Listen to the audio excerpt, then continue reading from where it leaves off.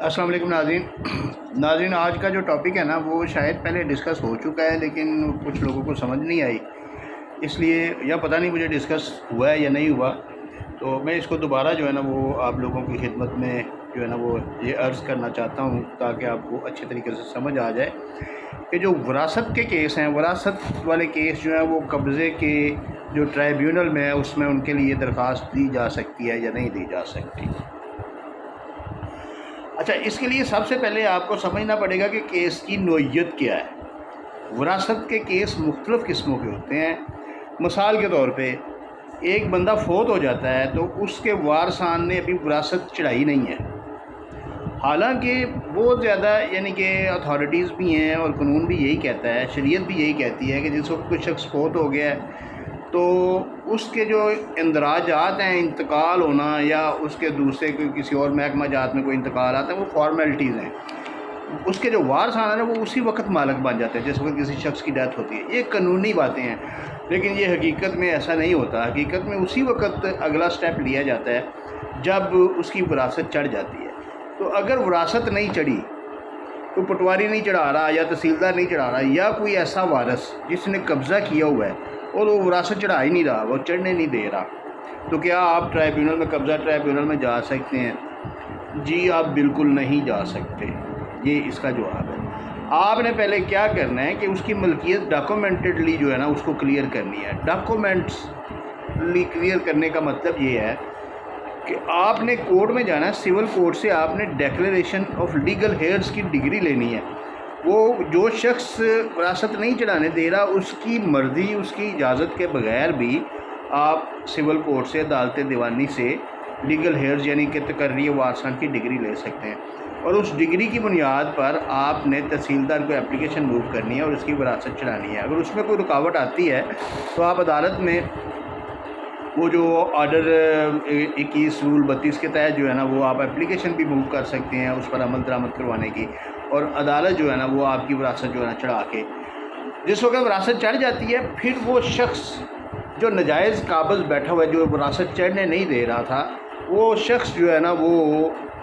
اس وارثان میں اس کا حصہ ڈکلیئر ہو جائے گا کہ اس کا حصہ اتنا ہے، اور آپ کا حصہ بھی ڈکلیئر ہو جائے گا کہ آپ کا حصہ کتنا ہے۔ جس وقت حصہ ڈکلیئر ہو جائے گا تو پھر آپ اس کے اگینسٹ جو ہے نا کوئی ایسی ایکٹیویٹی کر سکتے ہیں کہ آپ اس کے لیے قبضے کا جو ہے نا وہ دعویٰ کریں، یا قبضے کے قانون میں، قبضے کے ٹرائیبیونل میں آپ اپلیکیشن دیں کہ مجھے اس نے یہاں سے بے دخل کر دیا، حالانکہ میں اتنا مالک ہوں اور یہ اتنے کا مالک ہے لیکن یہ اتنے زیادہ حصے میں بیٹھا ہوا ہے۔ یہ ایک وراثت کا کیس ہے۔ دوسرا وراثت ایسے ہی ہے کہ وراثت تو چڑھ گئی ہوئی ہے لیکن ملکیت کے کاغذ آپ کے نہیں ہیں۔ مثال کے طور پہ آپ کے پاس PT1 ہے، سکنی جگہ آپ کے پاس PT1 ہے، آپ کے پاس کوئی رجسٹری نہیں ہے، محکمہ ریونیو، محکمہ مال کے کاغذات موجود نہیں ہیں، تو آپ کے پاس صرف PT1 ہے۔ تو PT1 کی بنیاد پہ ایک شخص بیٹھا ہوا ہے، وہ آپ کو اس میں سے حصہ نہیں دے رہا، حالانکہ PT1 کے اندر آپ کا نام موجود ہے، یا آپ کا نام نہیں ہے تو آپ نے اسے کسی طریقے سے ڈلوا لیا ہے اپنے وراثت، جس وقت وراثت ہوئی ہے کورٹ کے تھرو ڈلوایا یا کسی اور طریقے سے، یا کوئی جو بھی کیا آپ نے، تو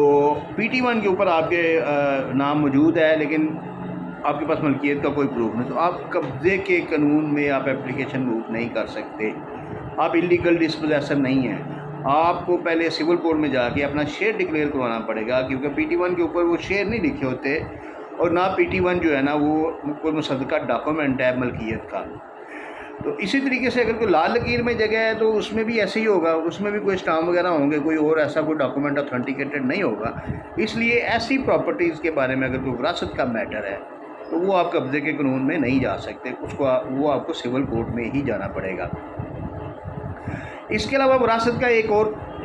جو ہے نا وہ سینیریو بنتا ہے کہ وراثت چڑھا لی، ایک وارث کو ویسے ہی جو ہے نا وہ نہیں چڑھایا، انہوں نے ویسے ہی بیچ میں سے نکال دیا،